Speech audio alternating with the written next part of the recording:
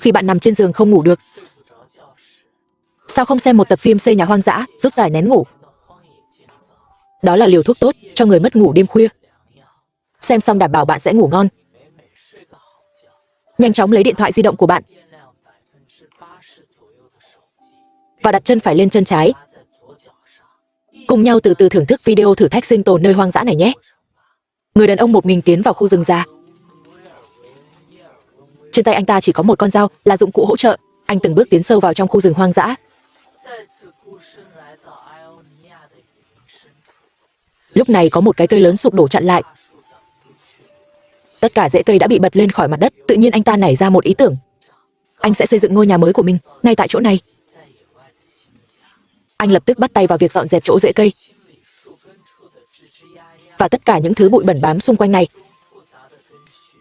Nhìn vào cái gốc cây bị đổ này, tôi nghĩ có thể cái cây này có từ hàng trăm năm trước. Anh cẩn thận dùng dao moi từng cục đất bám xung quanh. Anh nhặt những hòn đá xung quanh trong quá trình dọn dẹp, rồi cẩn thận xếp thành từng hàng. Chẳng mấy mà đã tạo thành một bức tường vững chắc. Nhìn bức tường đá này rất gọn gàng và chắc chắn. Anh tiếp tục dùng xẻng đào đất xung quanh. Sau đó đổ nước vào và nhào kỹ để làm hồ chát. Sau một hồi nhào nặn đã cho ra một đống bùn. Thứ này có thể gọi là bê tông của tự nhiên. Để có thể sống sót trong rừng, anh đã tự tay xây một cái lò. Nó dùng để sưởi ấm và nấu chín những đồ ăn mà anh ta mang theo. Sau một hồi vất vả thì cái lò đã được hoàn thành. Mọi người có thấy cái lò này đẹp không nào? Số bùn đất còn lại, anh mang đắp vào bức tường đá cho thêm chắc chắn. Anh dùng tay miết phẳng bề mặt bức tường và xoa chúng thật đều sao cho chắc chắn nhất có thể. Sau đó anh đi vào khu rừng cách trại không xa, chặt một số khúc gỗ khô, rồi mang về để nhóm lò sưởi và nướng đồ ăn. Nó cũng có thể loại bỏ độ ẩm xung quanh một cách hiệu quả. Tận dụng khoảng trống khô xung quanh. Anh hái một ít lá trà xanh để pha nước uống và một số trái cây dại ngọt ngào.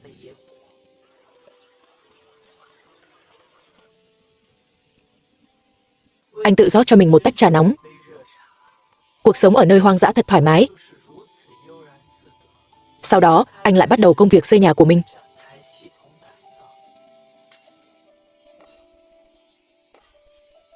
Anh cắt bỏ những rễ cây thừa để làm thông thoáng lối vào ngôi nhà của mình. Để cho ngôi nhà trông đẹp hơn, anh quyết định chặt một số cây nhỏ để mang về trang trí. Anh buộc chặt chúng lại với nhau. Như vậy có thể dễ dàng mang về. Tại đây anh uốn cong cây nhỏ lại. Mục đích uốn cong để tạo thành mái hình vòng. Sau đó cố định chắc chắn bằng dây gai và bôi lên đó một lớp đất để chúng có thể liên kết tốt hơn. Dù sao thì cửa cũng là mặt tiền của căn nhà. Ngoài việc sử dụng, độ đẹp cũng phải cân nhắc đầy đủ. Vì nền móng của nơi trú ẩn là đá. Anh cưa từng khúc cây. Chẳng mấy chốc đã được cả đống gỗ lớn. Dự định nửa trên sử dụng gỗ để làm tường chắn.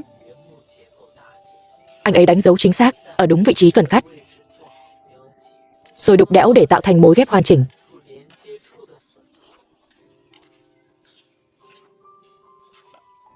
Điều này giúp các khúc gỗ khớp chặt chẽ hơn. Sau đó tiếp hành ghép chúng lại với nhau. Anh dùng dụng cụ để tạo một cái lỗ lớn, rồi ghép hai khúc gỗ lại với nhau bằng mộng gỗ. Anh dùng búa để đóng chặt mộng gỗ vào lỗ, rồi cưa bỏ đi phần dư thừa. Đố mọi người biết tiếp theo anh ta sẽ làm gì?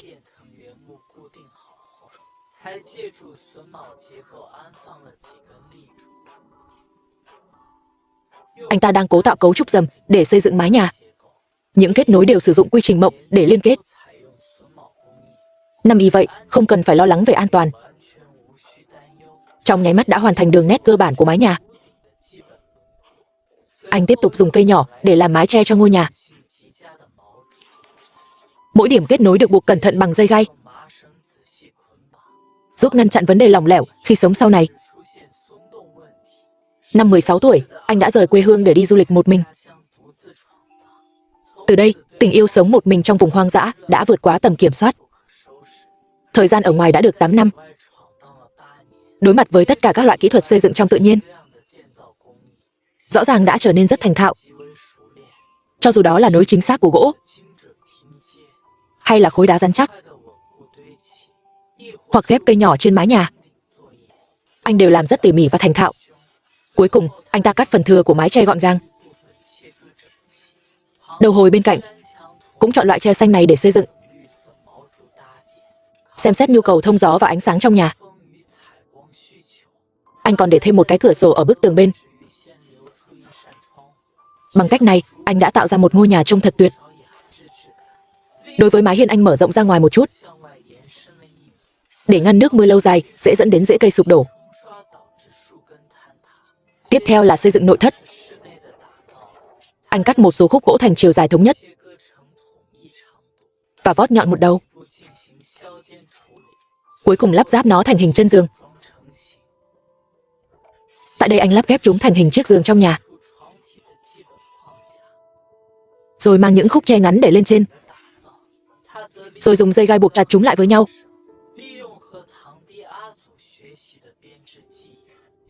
Giờ một chiếc giường chắc chắn đã được hoàn thành. Sau khi làm xong, anh nằm xuống nghỉ ngơi một lúc.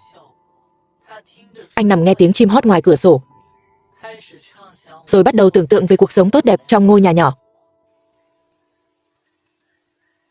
Sau đó, anh ta đi đến dòng suối gần ngôi nhà để chọn những viên đá có hình dạng khác nhau để ngăn chặn việc nước có thể lọt vào lò sưởi. Anh quyết định dùng những viên đá này để xây thành ống khói cho chiếc lò sưởi. Không chỉ giải quyết vấn đề nước mưa chảy ngược, nó cũng làm cho nơi trú ẩn đẹp hơn. Công việc chống thấm nước xung quanh ngôi nhà đương nhiên cũng không thể không làm. Anh nhét kín bùn vào chân ngôi nhà. Một bên trong rừng có rất nhiều vỏ cây khô. Anh thu thập chúng lại để trang trí nơi trú ẩn. Đầu tiên, anh ta bôi một lớp đất sét dày lên bề mặt. Không chỉ có thể ngăn gió lạnh xâm nhập, nó cũng cho phép nơi trú ẩn hòa nhập hoàn hảo với môi trường xung quanh. Mặc dù công việc này đòi hỏi phải xếp kín các mảnh, nhưng cũng không thể làm khó được vị vua toàn năng. Nơi trú ẩn lúc này giống như một pháo đài vững chắc. Ngôi nhà nhìn rất đẹp.